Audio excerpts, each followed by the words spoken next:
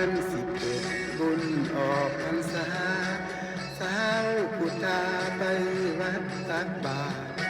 เป็นอีดของลาวบ่ขาด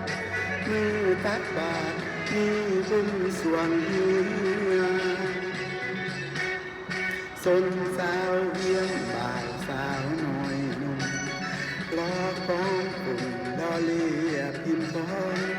เสียงเพลงเสิงเสพเป็นคำน้องมวนสลองไม่สวงเฮือวัดกัน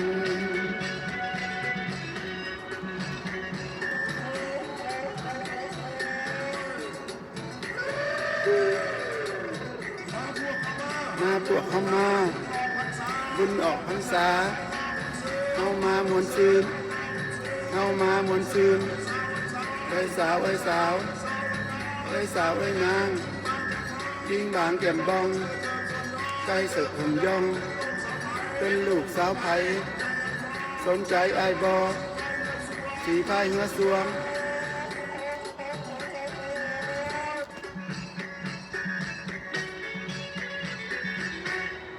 เมื่อสีไข่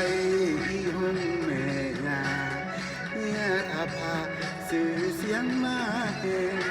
เมื่อถิ่นต้นสีพายเข้มแข็งผู้แสงลืมแสงแข่งขันสู่ลักไส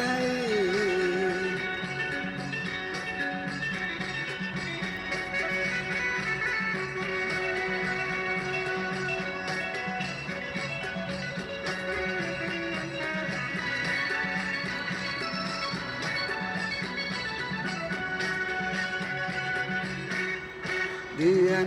11บุญออกพรรษาสาวพุทธาไปวัดตักบาตรเป็นฮีดของลาวบ่ขาดมีตักบาตรมีบุญสวงเฮีย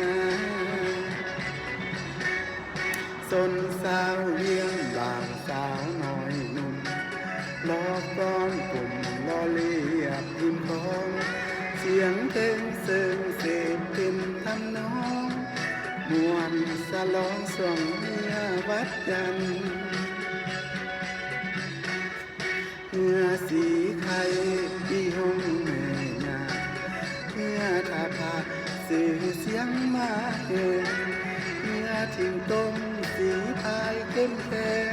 ผู้แสงแข่งขันสู่ลัดไส